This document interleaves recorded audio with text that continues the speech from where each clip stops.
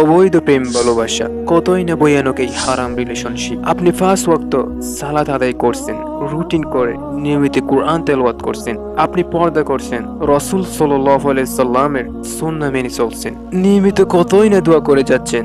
এর পাশাপাশি আপনি কন্টিনিউ করে যাচ্ছেন একটি হারাম রিলেশনশিপ, অর্থাৎ জিনা। জিনা হচ্ছে কবিরা গুনাহ, তওবা ছাড়া এর কোনো ক্ষমা নেই। স্বয়ং আল্লাহ তাআলা জিনের ব্যাপারে বলেছেন, লা তাকরাবুজ জিনা, অর্থ তোমরা জিনের দ্বারের কাছেও যেও না।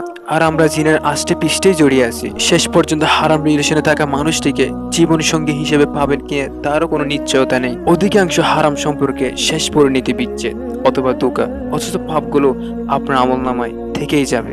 আবার অনেকে এভাবে বিয়ের উদ্দেশ্যে হারাম সম্পর্কে জড়ালে কোনো গুনাহ হয় না। ভাই আপনাকে বলছি, হজ কিংবা কুরবানি করার নিয়তে কি চুরি ডাকাতি করা জায়েজ আছে?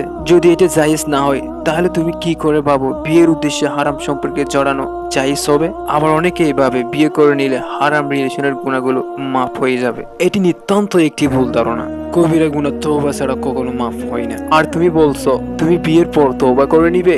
আরে তুমি আগামীকাল সূর্যটি দেখতে পারবে এর কি গ্যারান্টি আছে? চোখগুলো বন্ধ করার পর নাও খুলতে পারে। তাই আসুন হারাম রিলেশনকে না বলি, হালাল সম্পর্ক গড়ে তুলি।